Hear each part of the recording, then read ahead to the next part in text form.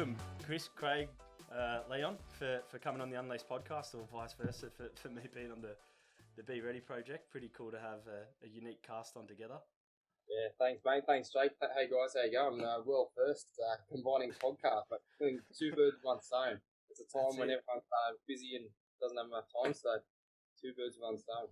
Yeah, and also, Jake, just thank you, Jake. We're feeling for all on my fellow Victorian and feeling for all the Victorians down there that sort of hopefully you get some good news on Sunday. But it's good to be here and on the podcast with and just sort of share some stories actually about life and sport and everything we talk about.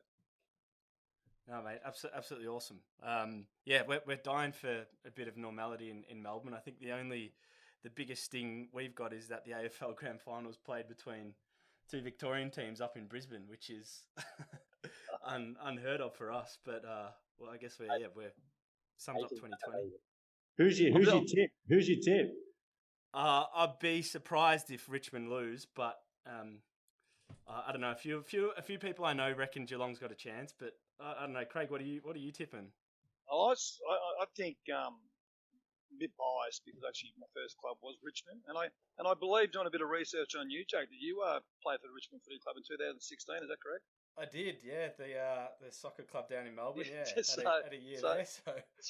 But I think that it's one of those ones where they're that close and they play really different styles. But I just think Richmond's speed on the outside, if it all being fair, I think Richmond probably will get up by a couple of goals, and they've had that experience before. So it should be close, but I'm hoping the Tigers win, and I believe the Tigers will win. Yeah. They're favourites, aren't they? They're favourites to win, are they? They're favourites. I think there's not much in it, but I mean, they've won 2 of the last 3. So if they can win this, if you win 3 of 4, you put yourself up in Brisbane Lions, Geelong Footy Club, Hawthorn. So it'll be a cracker game, Rowdy. But they're both 2 best teams in the competition. I just think that the evenness of the Tigers and being there before, even though it's at a different location at the Gabba, I think that might get them across the line. Craig, are you surprised? We have spoken about this on the podcast before. It's the first time that the Victorian clubs have had to really understand that travel. Are you surprised that there's 2 Victorian clubs in the grand final because they've been away from the families and had to really experience that travel aspect?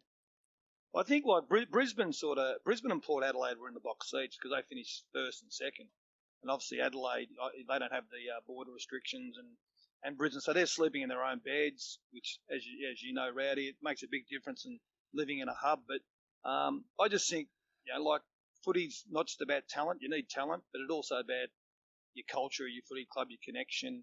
I think Geelong and Richmond probably have proven, even though Port Adelaide have had a fantastic year and so have Brisbane Lions, I just think that great sides, great clubs, and I think Melbourne Storm proved that, is that they come together with adversity, and the 2 best sides in Geelong and Richmond have made the grand final, and that's why I think it's going to be one hell of a game on the weekend. Yeah, it must have been unique for all of them. I mean, 100 days in a hub with 40 of your teammates and all their partners and kids running around, and I think it does. I mean, Port Adelaide, that for me must have stung them because they had a pretty stellar year and probably in a window, Craig, as you'd call it, to win something. So that must have hurt them being in, as you said, in their home states and playing in front of their home fans and falling short. You'd really would have thought this was a chance for them, but it wasn't to be, was it? No, it's sort of like, I mean, probably Rowdy be able to talk about Melbourne Storm. I think, we all love all codes, but it's culture, they're obviously a great team. They have great coaches and all that, but they've been based out of Melbourne for probably longer actually, and they've found a way to get to the grand final. So I think every club, every organisation, no matter what it is, you're looking for talented people, but you're looking for resilient people. And what's happened is the 2 most resilient, talented clubs have actually got to the last day, the last dance in regards to the grand final this Saturday night, and it's a credit to not just the playing group but their organisation. So it's been one of those weird years.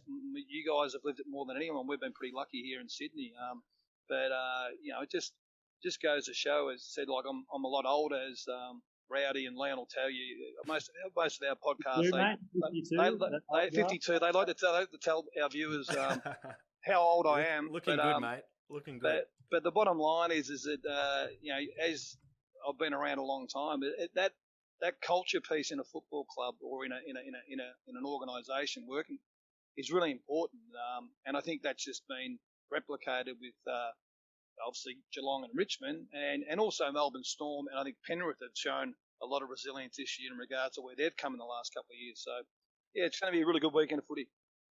Because some of the work Chris and Leon you guys do, which is actually pretty impressive.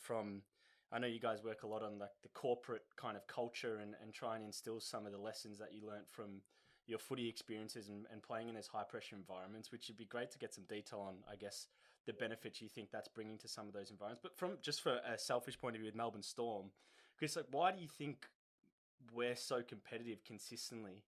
I know we've kept the same coach for a while, but we've obviously gone through a lot of players. Does that come back to what Craig's saying around culture and things like that? Oh, definitely. I think it does help, obviously, at the start, first of all, having Craig Bellamy to instill, a structure and that culture and that work ethic about, that hard-working ethic.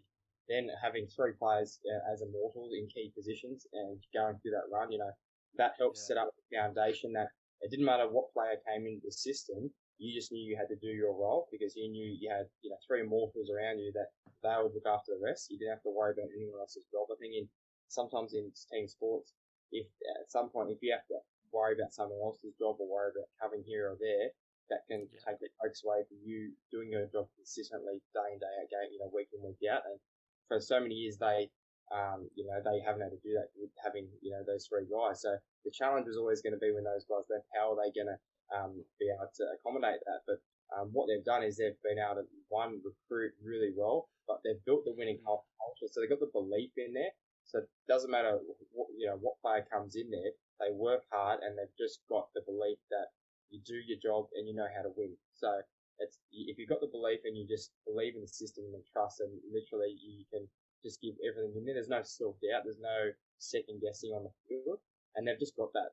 And that's why they've succeeded post, Cooper Cronk leaving and Billy Slater leaving. Because yes, they've got great players, Cam Munson now, Ryan Pappenhausen, playing, but the fact they've just got that belief as a club, got that work ethic and the belief as a club, which has just been instilled throughout, again, the last, 10, 12 years.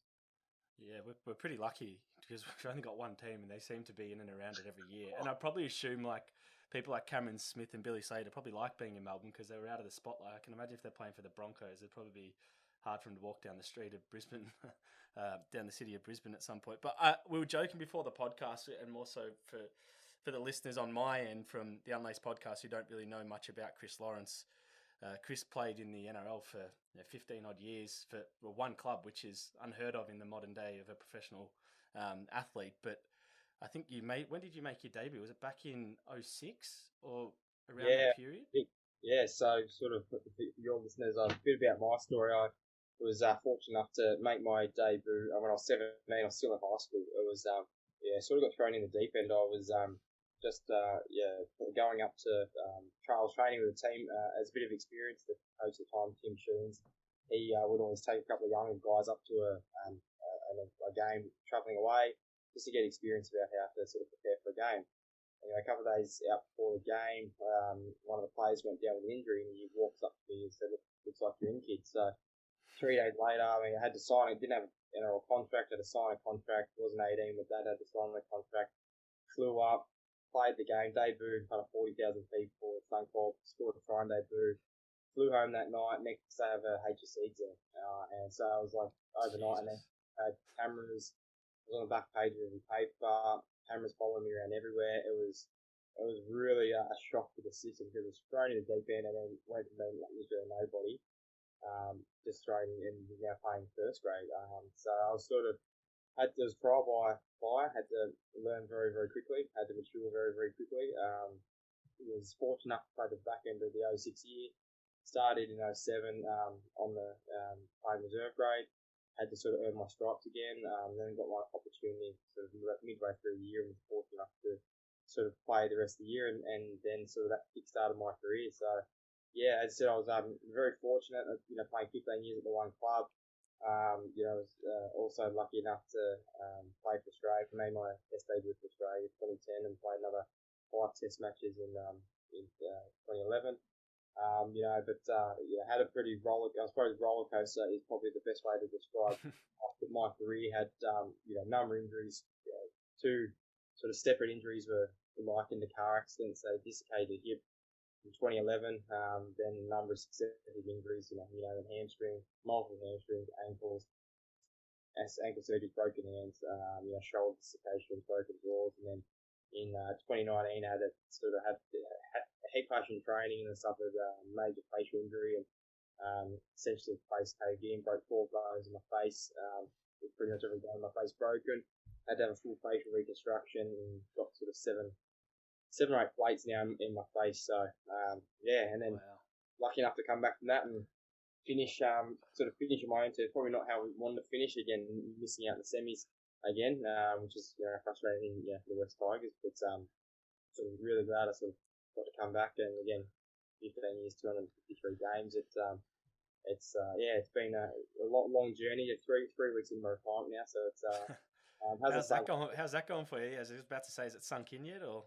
No, not really. Well, I see him at the pub a lot more, which is good anyway. That's great. Yeah.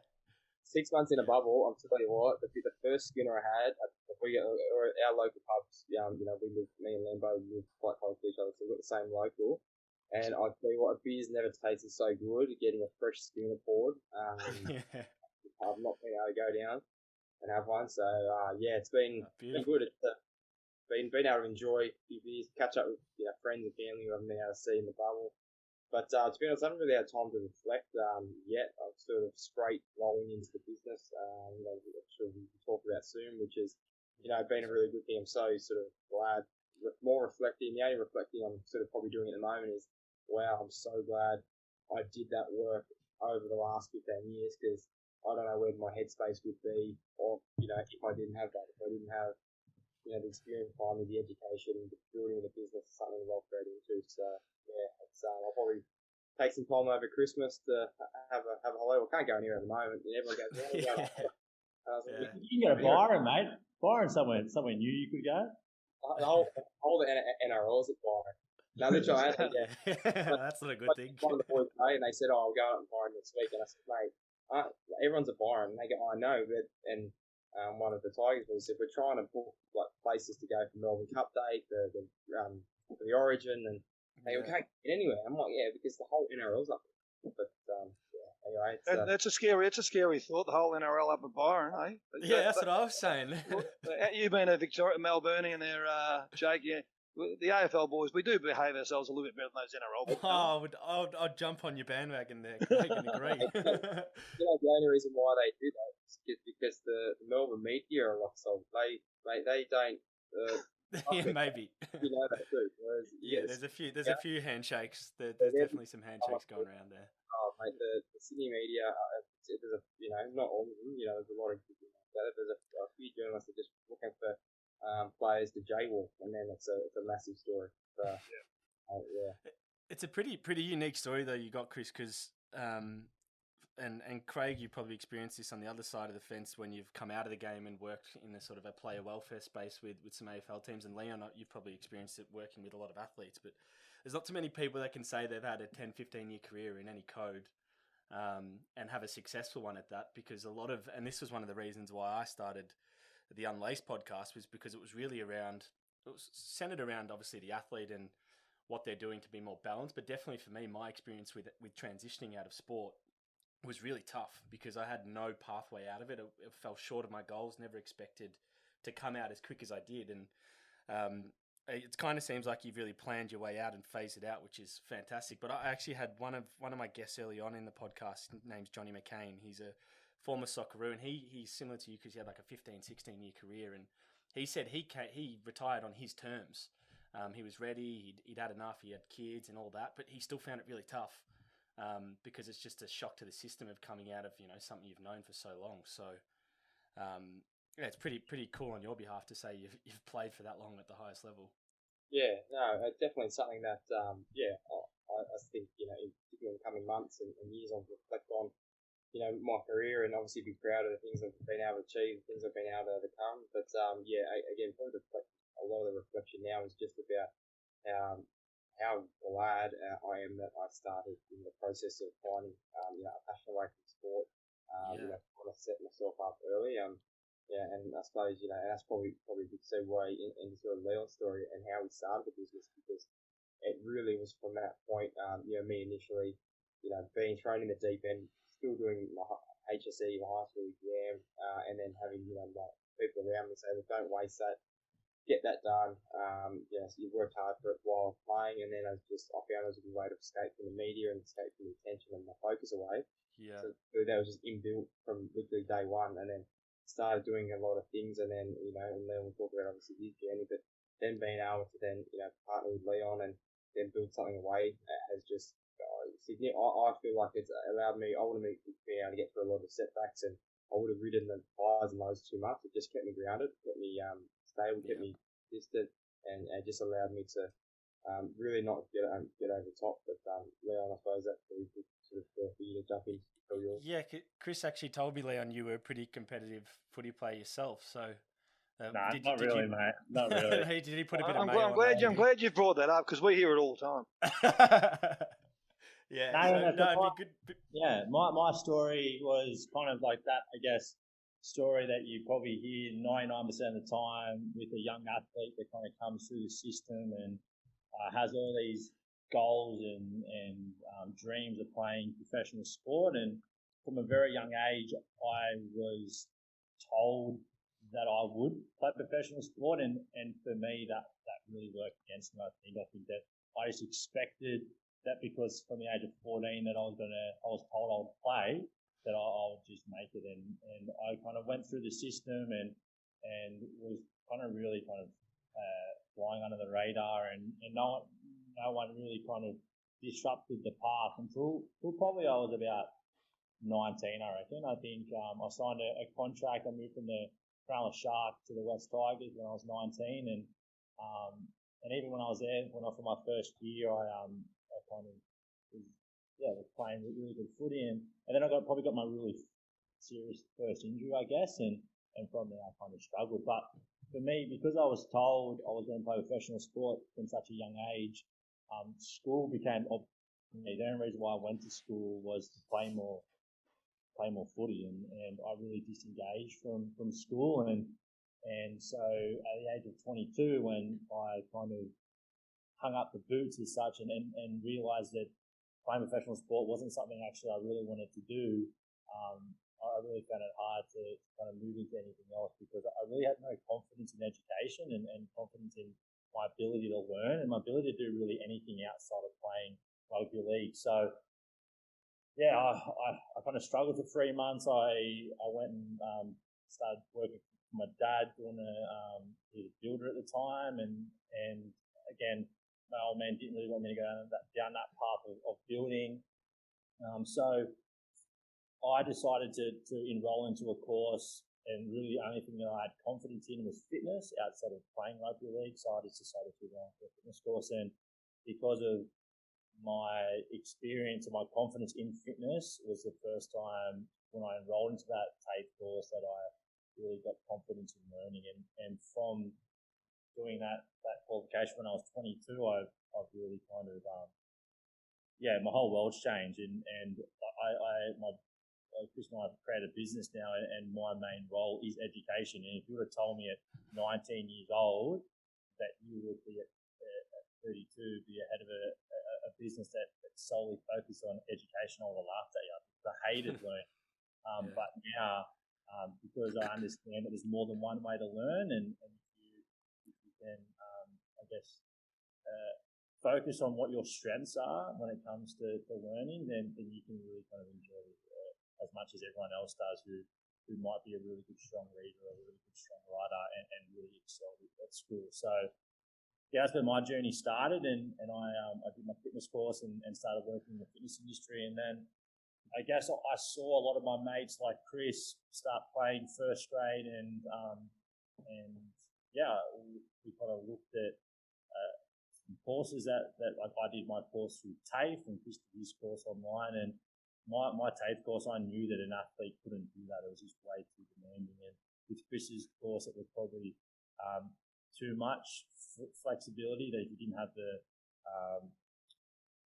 I guess the attitude and the determination that Chris has to achieve things is really persistent. Like, he probably wouldn't have got it done. So we thought, well, that there needs to be a better way for athletes to learn, and there needs to be better courses out there. So we tried to look for one. We couldn't find one. So we said, you know what, we'll just create one ourselves. So not knowing what to do or how to do it, we just kind of done what we've always done. We've just used our sporting network and leverage of our sporting network to find some people that knew some people that we could talk to, and we kind of did that. And from there, 2012, literally probably 3 months after we kind of had the idea, we launched our first research firm fitness with 15 players from the West Tigers, and it's been 8-9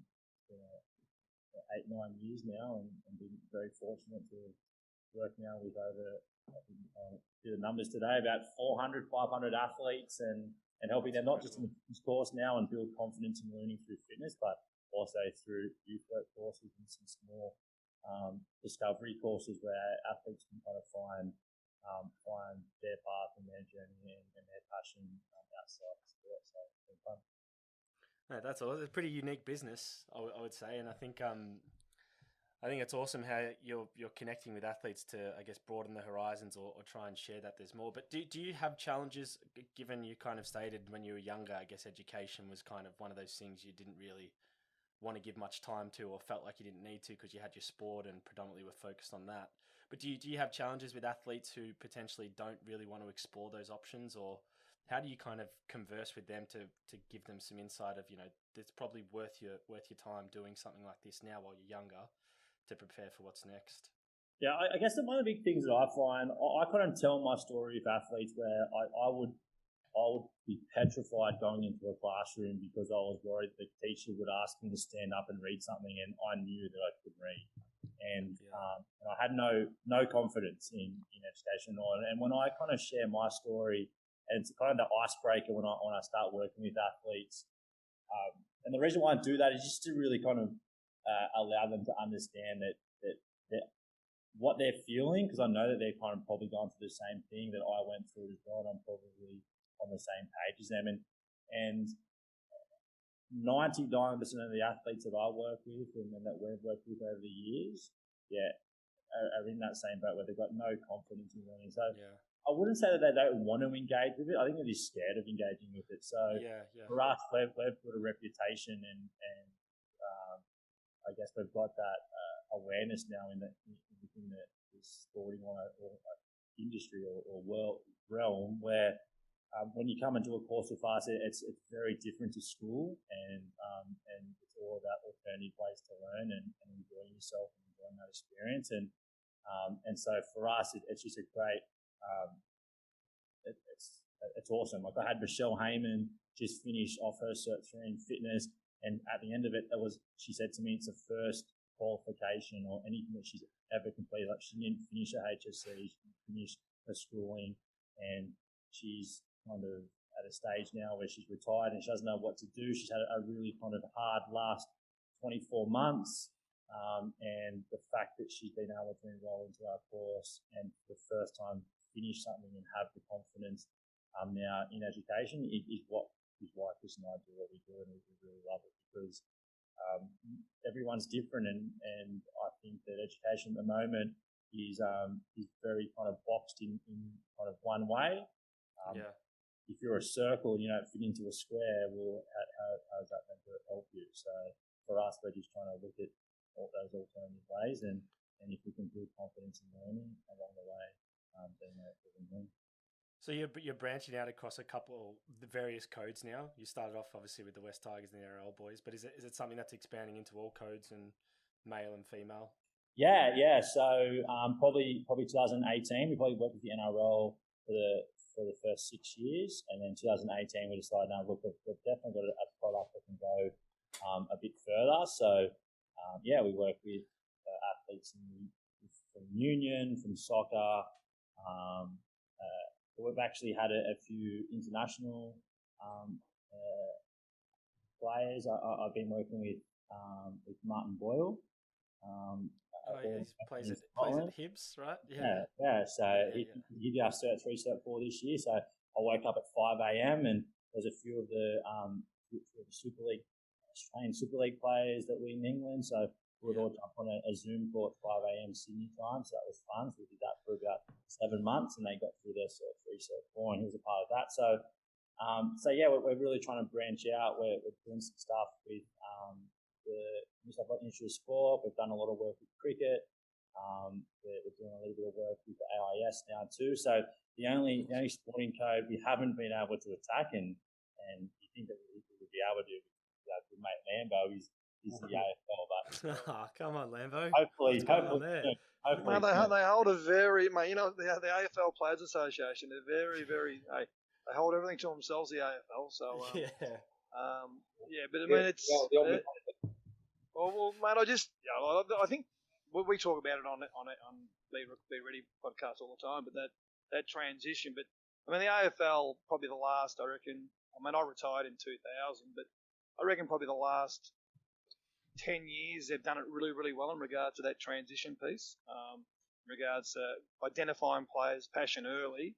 I think when I've been in player welfare development, well, I was for about 12, 14 years, and there was always a pitch to us from our GMs and our CEOs to get them into anything, and that doesn't work. And we talk about a lot about you've got to find what their niche and what their passion is, and Leon spoke about they all learn differently. And you know, I was never an academic. I was doing a plumbing apprenticeship when I started playing for Richmond back in '88, and I was in my third year, so I had to finish that while I was playing VFL footy. So. But I think what I learned in regards to the education and what I love about what Loro and Leon does is just the ability to be able. That's magic, I reckon, in an organisation where you're trying to develop talent, and that's as in a sporting is don't try and treat them all the same because they are so different. And when you're talking about education and life after footy, there are some young kids that come from academic families and the parents have always said to them, listen, I know you're playing AFL or NRL, but you need to have something after it. And there's other ones who don't want to have a bar of it for the first couple of years, but they do have certain passion and certain hot buttons that you can find that you can actually work with, whether it's sales, they're really good and they're extroverts and all that.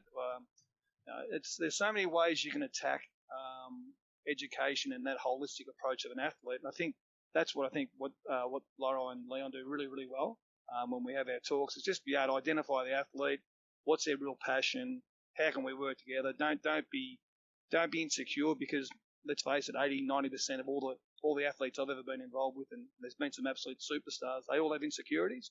Just some hide it better than others. Yeah, be interesting. Yeah, Jake, sort of from our point of view, sort of knowing a bit more sort of about your journey and yourself and. How you sort of dealt with that transition piece as well. Yeah, I guess my story is not too dissimilar to Leon's in the sense I was, so I played most sports as a kid growing up, but then around 12 or 13, I made the first state team I ever made out of. I took cricket, footy, and soccer pretty seriously as a kid, and the first state team I ever made was a soccer team. And the first national tournament I went away, I just decided then and there that soccer was what I wanted to do, and all the sports started clashing on the same day, so I ended up having to pick one. And pretty much soccer became my life from 12, 13 years old. So to the point every day I was training with a coach or by myself to get better, and it just became my total mindset. And school was kind of second rate to that. And I guess I was probably one of those examples. That was through hard work, but I was definitely lucky. I kind of made every possible rep team you could make, from all the state teams, captaining them, to then making the Victorian Institute of Sport, and then fortunate enough got to go to the AIS. And spent a couple of years there, which at the time was like the elite pathway of soccer in our country anyway. So if you're kind of 15 to 17 in this country and you're in the AIS, you were in a good spot. If you weren't, you probably had to go overseas to try and get some sort of elite development because there was no real sort of second pathway that was as good. So yeah, I ended up, learning a lot about myself going to the AIS and living in an environment which is, it's like a sporting prison, really. You sleep, eat, train, and repeat. And you've got some of the most incredible athletes on your doorstep around you. It's pretty inspiring. And the soccer team was a bunch of little shitheads, 15 to 17 years old, causing a ruckus. But we were all in the young Socceroos. So we were travelling around the world playing for Australia. We'd come back, play in the youth league and represent the AAS, which was like the reserve league for the A-League. And, I had some, I guess from my own personal perspective, when I was at the AAS, it was like all into football. There was nothing else that mattered. We all went to a shitty public school at Lake Ginninderra, which was good fun, but we kind of, education was just second rate. And my last 3 years of school were done over one because the AAS were able to fast track me to focus on soccer, which, looking back in hindsight, probably wasn't the best move. But at the time, I was high-fiving people, how good's this? So, there I had a, really good experience. I guess I learned a lot about myself, as I said, and I was fortunate enough to get picked up by the Gold Coast in the A-League when I was 17. So, like you, Chris, was pretty young, straight into a professional environment. I'd been living out of home since I was 15, obviously going to the AIS, and I spent a year up on the Gold Coast, and that was a pretty unique transition. As still, I was like a kid playing against men at a high level, and was fortunate enough to crack into the team and play some games up there. And it was a pretty unique environment because it was the last year of the club when I was there, and Clive Palmer was causing mayhem trying to start a rebel league and having to go at the FFA, and out of nowhere the license just got pretty much stripped from the Gold Coast. So I had a 2-year contract up there that kind of ended after one, and then got picked up by Adelaide United and spent a couple seasons there. And again,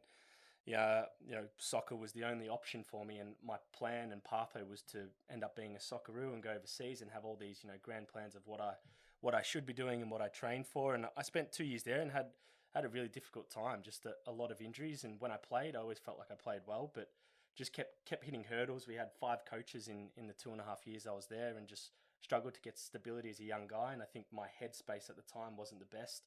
Probably thought, one, I was a bit better than what I was, and my attitude to dealing with some obstacles and hurdles just didn't really have the maturity on my shoulders to really navigate and figure out that actually I should, show the coaches that I'm better than what they think, or, react in a positive way. And I started to, just really, I guess, feel a lot of challenge in my own headspace, and off the sort of field, I took that away with me a lot. And then my contract ended at Adelaide, and there's only, in the A-League really in Australia, there's only 10 teams or 9 teams. So there's 23 spots per roster, and when you're in 18 to 21, there's probably only 10 or 15 of you that are going to get a contract. So it's a pretty elite group when you can get one. So I unfortunately just couldn't get one because there was no spaces in a few places, and obviously probably didn't have the runs on the board with my last season not playing enough games to kind of warrant a contract. So I ended up throwing everything in, putting up all my eggs in one basket and going overseas using my UK passport and going on trial to a bunch of clubs over there. I ended up buying a car and living with my uncle, and thought, this is the only thing for me. I've got to do this. And was training every day by myself, and I ended up going to 5 or 6 clubs, which all were unique and wonderful experiences in themselves, but just never got picked up because in the UK, essentially, I was an elite player in Australia, but there's 150 Jakes per town in the UK. So I wasn't worse, wasn't better, but there was just a lot more players, a lot more talent in the pool. So if the way England, it's something that the AFL or NRL probably don't do as well as the UK, but they have these elite academies from 8 years old to 21. So if I'm going there on trial, I've got to be better than them because they've given 15, 14 years to investing in these kids. Why would they get rid of them for an Aussie that's just as good? And then, I just really, really battled with, after that, I just didn't want to play soccer anymore. I just hated the fact of where it was taking me, and I felt like I'd given so much effort and was just lacking the reward, and I just lost having fun in life, really, because I was so defined by my soccer performances, and when they weren't up to scratch, my just sort of self-esteem and identity was kind of hurt. So I ended up taking like a good year and a half off soccer and kind of just went missing and traveled the world and just tried to see another side of life, which was probably one of the best things I ever did. And then I came back and played a year, as Craig said, for Richmond and South Melbourne, just in the local leagues, just to try and connect with the game again and have fun. And just ran into, which definitely fell back in love with the game and had an awesome time. But again, sorry, Jake, scored 9 goals, didn't you, that year? Yeah, it did, mate. Yeah, it was. Mate, ramp it up a little bit, please. Come on. No. The Wikipedia, mate, you got one right on the Wikipedia. Yeah, I should have edited that before, Craig, and bumped it up even more then. I know. No, but then yeah, just decided I had a serious hip injury and I was 22. And yeah, just didn't really. A few doctors said I shouldn't play anymore and this and that, and I kind of just thought this is, I need to figure out my life outside of football, and I still want to be a successful person. And I felt like the best decision to make was to branch away from the sport and start navigating my life outside of it. And again, like Leon probably instilled into the business you guys are doing with One Wellbeing, just wasn't prepared for it by no way, shape or form. I think the lucky thing for me, I was 22, 23, so I had a bit of time on my side to really figure things out. I didn't have a wife and kids or a house. I was I still had that independence to kind of figure stuff out and make a lot of mistakes and find my feet. And probably wasn't really only till like 4 or 5 weeks ago did I actually realize that, all the success I had in soccer and sport was actually defined by me as a human being. Like, the skill sets I had, the disciplines, the mindset was actually translatable into anything else in life. It's just soccer was the vehicle that was kind of showing it to people or showing it to myself. And it took me 3 or 4 years to really go from like identity loss to like, have, wouldn't say depression, but some really dark times where it was just like, I'm seeing my mates playing for the Socceroos, playing in the English Premier League, playing in Spain, playing in Asia, making, big bucks and living out my dream, which I obviously was super happy for them. But just, had a lot of challenges with that. So it kind of tied into why I brought about the podcast because, the whole concept of the Unlaced Podcast for me was humanizing the athlete and how balance in life for an athlete can sometimes translate into, better performances on the field, but also is going to set you up for a longer part of your life. Because as you know, Chris and Craig and Leon, the average life of an athlete, even, if it's a 10-year career, it's only a small percentage of your lifetime. So you're going to have to be good in other areas, to be successful over long term. So yeah, that's kind of my journey was just from a soccer point of view anyway. How did you do? I'm just curious. How did you? Well, we talk about it a lot on our podcast, but I mean, you're 15 and you're going away from your family. I know the AIS do it pretty well. We've had a lot of AIS athletes on our podcast and the structure and all that, but you've travelled so much, over that first 6, 7, 8 years of your life. I mean, one of the biggest threats of AFL, especially the northern states, is getting Victorian lads to our club, and then all of a sudden homesickness, living away from home. So they invest a lot of time in regards to welfare and development. But I mean, how did you get through? I mean, like, obviously it would have been amazing. You sound like a really balanced, holistic person, but and you're only so young. But to be able to go through that, I imagine there'd be 50% of AFL players. If you spoke about how many you've gone to Gold Coast, you've gone to Adelaide, you've gone over to Europe, you've come back. How'd you get through it? There's actually a couple of things to that. So the first, I actually listened to your boys' podcast with Dean Cox because I'm obviously a big footy nut, and you mentioned this to Coxie as well, like the transition. I think I don't know where he's from, but when he went to Perth, the homesickness and stuff. And one thing from a soccer point of view, and it may be just because we're on that side of the fence, but we do kind of find it not funny, but how some AFL players find it difficult going from Victoria to Brisbane and saying they're homesick when I've got a mate that's playing in Incheon in Korea where they can't even speak English, and like he doesn't sweat a beat. So from that point of view, when I go back to my journey, moving at 15 was really unique. I think at the time I was just so pumped because the AIS was the holy grail at 15. It was like playing for Manchester United in Australia. It was the greatest thing you could do. So there was 20 of us all going. We all got selected, and when we were there, I just had so much fun. But what I probably wasn't prepared for was the individual challenges that I didn't have the people around me I was used to lean on and kind of get advice and seek support. It was like you were straight into a professional environment at 15, and if you're not playing well, the coach sometimes would treat you differently. If you made a bad pass, you get treated differently. You get the boys, isolated, all that sort of stuff, because we're all kids at that time. So I think I handled it quite well. I kind of always enjoyed it, if I'm honest, because it was something different. I never really missed being in Melbourne. I was so wanting to be the best footballer I could that I was willing to go wherever it was.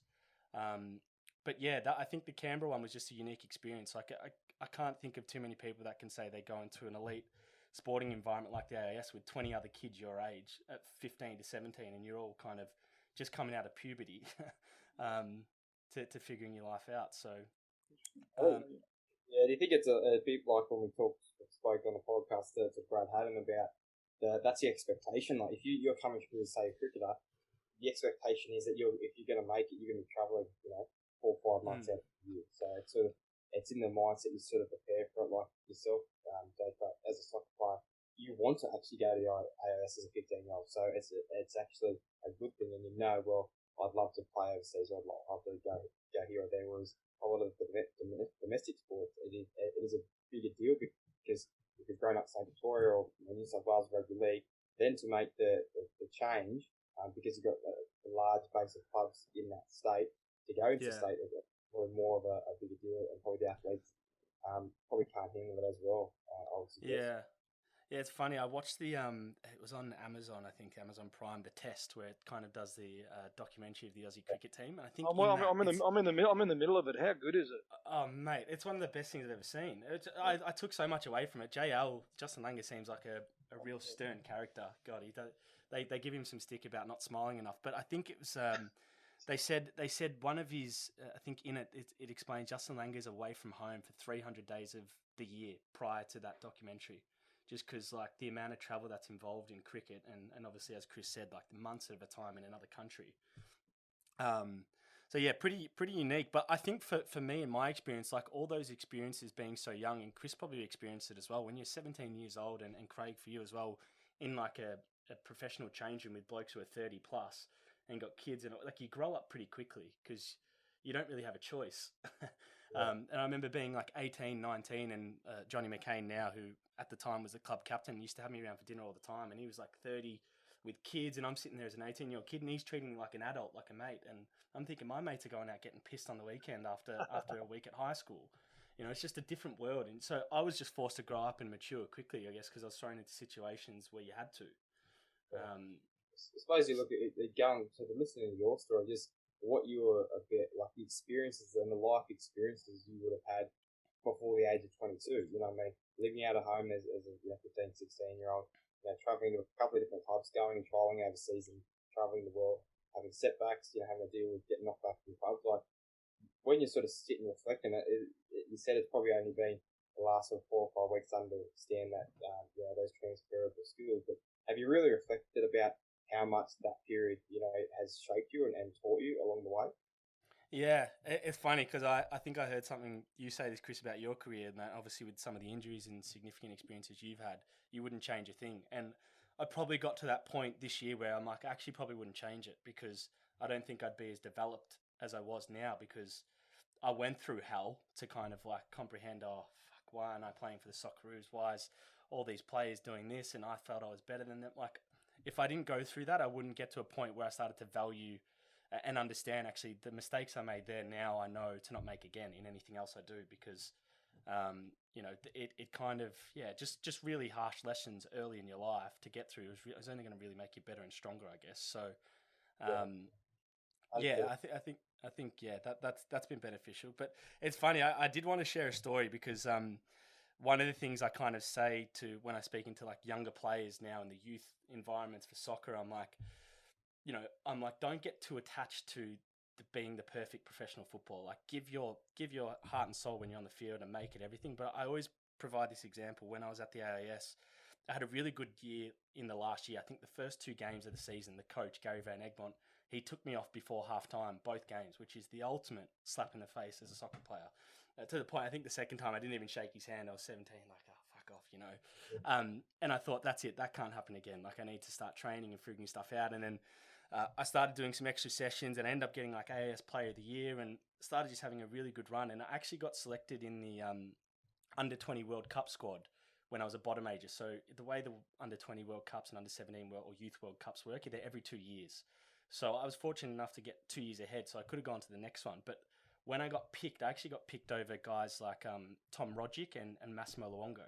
And I always tell this to kids, like, at that time, they were gutted, absolutely heartbroken. And I thought I was the bee's knees.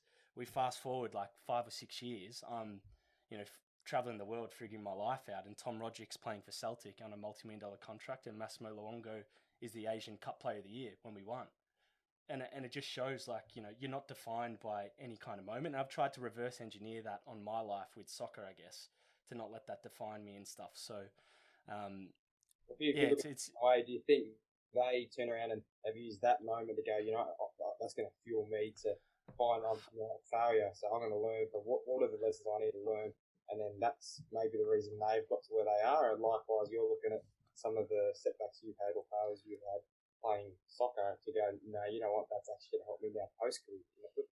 Correct, yeah, and that's what I don't know to be honest, because I'm probably past it now, but it's more I didn't really have much disappointment going through like all these youth careers, and kind of made every team. So my first real disappointment was at the pro level when guys who'd been there who were better than me were playing in front of me, and I just didn't understand it. So yeah, I think some of the players that I played with who went through some disappointment, like they're the ones that are excelling and probably have been the ones that have persevered the most. Are the ones that are excelling. Simply, yeah. I think one of the great things you said, Jack, is, and like I said, I know it's a bit of a joke on our podcast about my age and my experience, but I think it is so important that you can't let the game define who you are. That's when you do get into trouble. And yeah, you're obviously a lot younger, and Loro's at 31, 32, but you do learn. And my first 5-6 years when I was at the Tigers, I mean, it was just everything to me. Every game I lived on, how I played, how the team was going, and all that. Then I obviously got traded to Brisbane as a middle-aged 25, 26-year-old. I got engaged, had my first child. Then the game made sense to me where I loved it, you know, but I was actually playing for a different purpose. You're playing more about how can I set my family up. You know, and then I started to think probably a little bit more outside the box, because I was never an academic, but I was always really good with people and loved to network through our sponsors and all that. And I'm in sales now.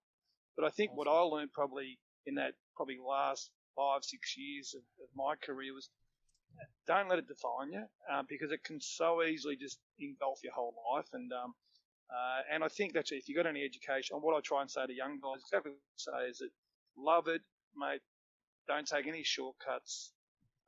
Utilize every avenue you can to be the best you can be, but don't let it define you, and don't let it control you, because if it does, then, you know, if you get a bad injury, even if you're a superstar and you're going really well and you do your knee and you can't ever play again, you don't have that holistic approach on life. So it is a great message, what you said before about don't let the game define you. Yeah. So Jake, one of the big things that we speak to all our athletes about, and I want to ask you this question. So obviously you decided to hang up the boots around that 22, 23. Yeah. You're 27 now. Can you really kind of give us a bit of an understanding of what you've done for the last kind of 4 or 5 years, and those ups and downs, and how you, like, what are some lessons that you've learned? Because that's really what we're about. It's awesome that we've all had these incredible careers, but understanding what it's been like for you post your career is what I'd love to get a bit more understanding and unbox a bit. Yeah. No. Well, I think one of the things that as soon as I came out of the sport, one of the things I took that I wanted to do was like almost have like a degree or some sort of education to my name, because I was kind of embarrassed with how, when I look back on high school, I'm like, from year 7 to 9, I went to a private school in Melbourne where I had a sporting scholarship, and then I went to Canberra in a public school where my last 3 years were done in one. So I kind of didn't really feel like I had an education. So I actually went back to university and got a degree. But whilst I was doing that, and this is probably something I would advocate for all athletes to do throughout their career, is I just had to try like a bunch of different shit.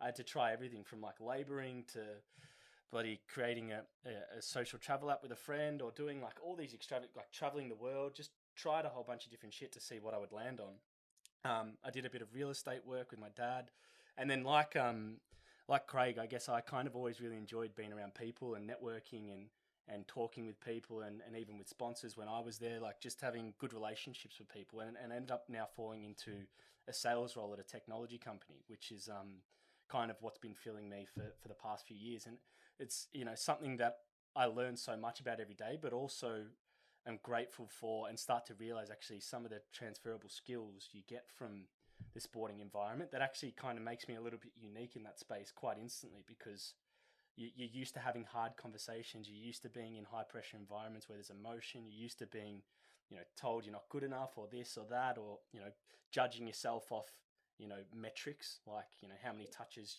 Craig had on the weekend at the MCG, or how many tries Chris has had over the last 3-4 years, stuff like that, you're used to it. And so in a sales role, these things are there and they don't really faze me as much because you kind of get accustomed to that sort of stuff. So I just, in short, I tried a bunch of different stuff, and just kind of, it took me 3 or 4 years to find something where I thought maybe there's a bit of natural talent that can sort of build something. And then, most recently just started the podcast because I kind of have always been, like you, passionate about athlete transition, education, building, like, I guess I have a bit of a mantra, like, why can't plan B and C be better than plan A? And that was kind of the whole purpose of the podcast, is just to kind of have a platform to talk about stuff like that. Yeah, it was actually interesting. I had a look at, I don't know if you know, Isaac Don through YKTR, but obviously follow him. He's got a clothing label for YKTR, Expert Player. I jumped up on the podcast with him quite a number of months ago, but it was following him on social media. It was something that he posted a couple of weeks ago or a week ago. It really stuck out. I mean, what you just said, it sort of was similar to that. It was basically, he put something out about, all the ex-footy players used to say, enjoy your time playing footy because it's the best years of your life. And he's like, well, why does that be the best years of your life, Yeah. Why can't post footy be better? And well, again, it is really good years of your life because you get to experience something that's quite unique in a environment. Probably you play a sport and a thing that you love, but that doesn't mean, you can't be better when you finish. Some aspects you can never replicate, fair enough, but it doesn't have to be the same, but why can't it be better? So I just sort of was quite interesting, that sort of what you said there. I always think, I don't know about you guys, but I just think with athletes in general, you're so used to being so competitive and, like, you hate losing. So, like, why would you want to lose after your career? Like, you're probably going to want to be good at something again because you're so used to being good at something. So why would you want to, settle for less? And that's kind of the challenge that I've kind of noticed in myself, but I'm sure other athletes experience. Like, even like LeBron James, for example, like, he doesn't need to work again, but I'm sure he's probably going to not sit on his couch, and he's so used to working and being successful in something and making a difference that, why would you want to stop now? So and I think that's what the when you look at, like, some of the problems, I reckon, when we speak a lot of athletes transitioning, it's that, especially if they haven't done something throughout their career and they don't know what they want to do, a lot of times they'll come out of their career, especially the ones that have been, really successful and had long careers. Particularly there, if you've had 10, 15 careers, and some of the best might struggle because they're used to being the elite of the elite, and then coming into any other industry, and it's then hard for them to go, how can I be? I'm used to being the best of the best, and it's that's right as well. I think the great thing what you said before, and we talk about it a bit, but it's understanding those transferable skills. And like it's hard when you're in the moment, isn't it? Like, it's sort of, I was lucky. I went into coaching after I finished. Leon Matthews wound me up. He said, "Ambo, I love you, but you're getting a bit old, so we'll wind you up and we'll win 3 premierships in a row without you." He thought that, didn't he? I wanted to get in before you blokes got in, right? So, so I was really fortunate to actually have it like a 10, 12, 14 year post footy with coaching, welfare, development.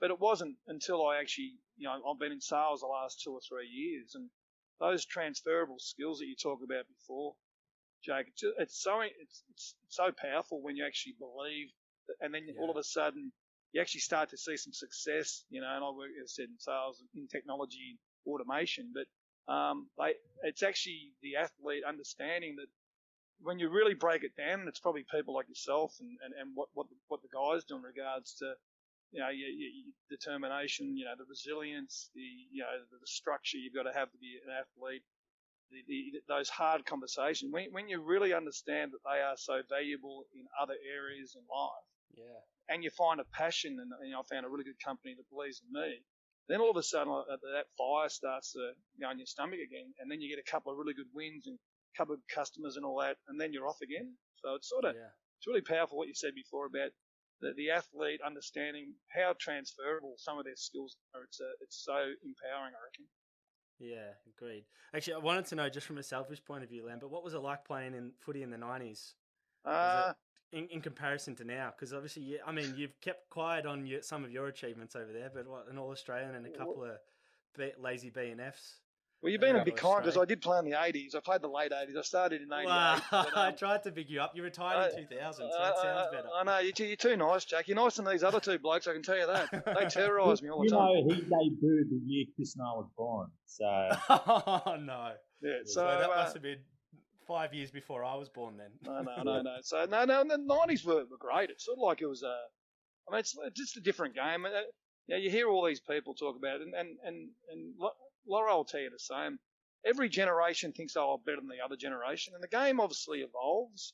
Obviously now it's a really professional game. People don't work. I mean, when I started, I was finishing my third and fourth year of my apprenticeship, digging holes every day. I mean, but in the 90s it was more of a really contested game. It was more, it was man on man. There wasn't the zones where you're pushing all your 18 players up to sort of squeeze half of the ground. But it was a great contest. It was just, it was tough, mate. If you shirked it, mate, if they thought they could intimidate you, within the rules back then, you get whacked, or you there were plenty of rough players that sort of do things that you think right now they'd probably get 6 weeks for. But it was kill or be killed, and that's why I love the game now. Is that they've got rid of a lot of that sort of thuggery that was there probably through the 80s, probably the early 90s. And now it's still a really tough game. But, if you ask me about the 90s, which is a fair while ago there, Jakey, so the memory with the concussions, I'm struggling a little bit. But it was exciting. When you're a kid, and I was 4 or 5, and my brother was 4 years older than me, all I ever wanted to do was play VFL, AFL footy. My dad was a mad Carlton supporter. I was a mad Carlton supporter. And then you get a chance to play. And it's just exciting, and you don't know how long it's going to last, and then you probably get to a point where you might have played 50, 60, 70 games. You think, geez, barring any mishaps with injuries, I know that if I get complacent with my work rate, someone will overtake me. I always knew that. I hopefully can have a 10, 12, 14-year career, and it was super exciting. It was I played at Richmond, and they weren't really successful back in the late 80s and mid 90s. You just set them up, mate. Then I was lucky enough to get traded to the Brisbane Bears, which I was absolutely gutted because I thought I was going to go to North Melbourne. And then I played 7 years to 2000, and Lee Matthews, the great Lee Matthews, tapped me on the shoulder and said, "Lambo, mate, this club will never retire you. But I think he can be better for us in a coaching capacity." So you were part of the coaching staff when they won the three flags, were you? Yeah, I was a midfield coach looking after Simon Black, Nigel Lapp and Michael Voss. Pretty tough job there, Jackie. What did you do? Did you just give Simon Black the whiteboard and say, draw it up, mate? I just said, hey, boys, just go out and play. That's what I said. and make sure you run back defensively as well. Don't just be all attack. Yeah. Oh, that's incredible. Right way, you just watch them win a couple of flags. So how good is this? What a super Hang on for one more year. I'm just blaming mum and dad. They should have just waited a couple of years.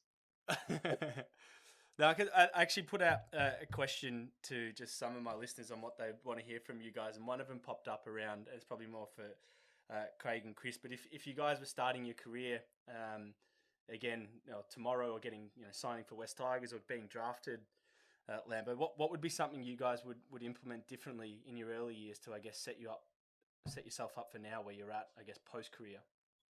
Well, probably setting myself up. I was probably for me, probably one of the real rare ones that just through necessity. It was literally just because I debuted while I was doing high school, and I found a way to escape the media attention. It was so much media attention straight away, and then once I could do it, I was like, I found that really good to take my mind off it, and I just started, found it beneficial, and it helped me straight away. So that's just sort of set me up for a routine of things, and I think and then again, I sort of tried a couple of different things, and I think probably the only thing I would probably change in that space, I started a university degree for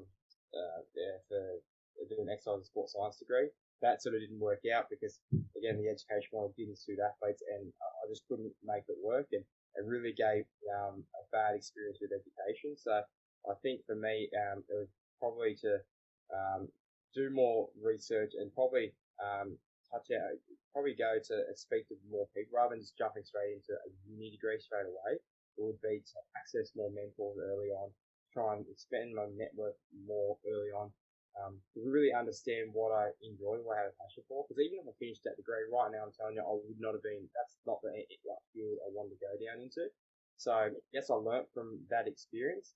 But again, if I could have, told my younger self, it would be to, try everything, but, and sometimes you're going to fail and you're going to learn really good lessons. But as soon as you can, and as young as you can, access mentors and try and access your network to learn and grow from, because that's the fastest way that's going to get you into areas where you'll find your passion quicker.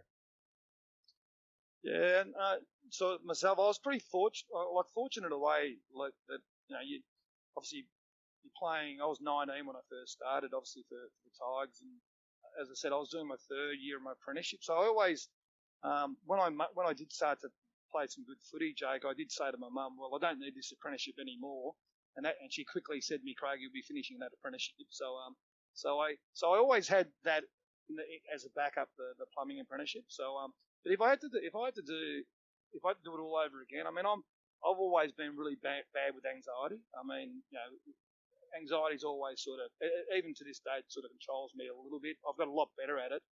And early on, I suppose, when I first started playing, we had probably an aging list of the Tigers back then, where Dale Waitman, who's one of the great players I've ever played with, he had a reasonable year in his first year, but then all of a sudden, obviously, in our game, they tag and they put someone on you to stop you.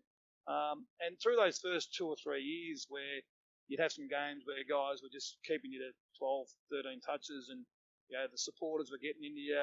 And when you've got high standards as yourself, the athlete, I didn't really talk to too many people about it. I might have I've got a really good mate down in Melbourne, Craig Tails. He's one of the best mates. I used to talk to him a little bit, but I didn't utilise enough people around me when I was going through those really tough times where you're not playing well, the team's not playing well.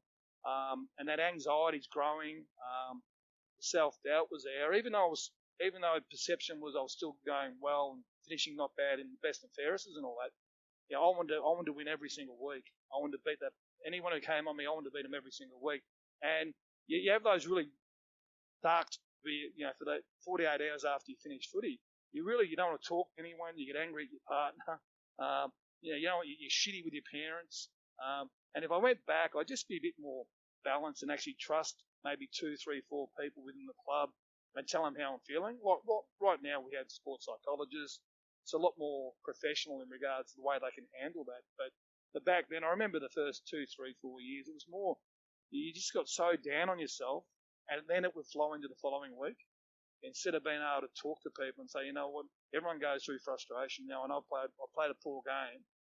How can I express it and talk to someone and get it out so then I can move on? Because while it's still deep inside me, it's going to affect me for the weeks. So I definitely think that's something that I didn't do real well early in my career.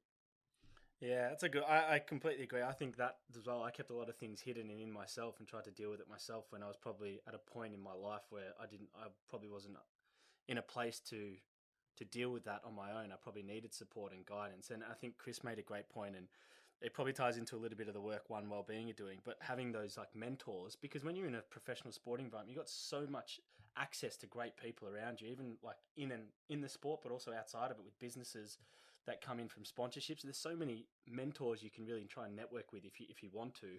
But I wish I had thinking back now when I was 18, 19, like a platform like One Wellbeing to work with, to have people like Chris and Leon to maybe lean in on and say, mate, like what's going on? What do I do? How do I, just that guidance invaluable. So, no, definitely. It's definitely why we do what we do now. Because we've got a passion for that to try and provide that sort of mentorship for athletes, and just let them understand it's not just about education. It's about trying to find your confidence level, find your identity away from sport, find your passion, but try to help you extend the network to learn from different people.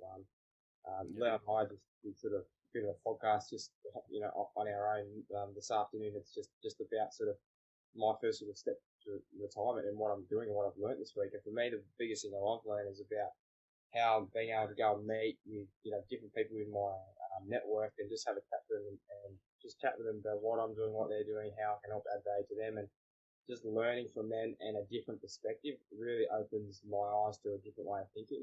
As athletes, we're sort of in our bubble, got our blinkers on, and we've sort of got a certain way of thinking.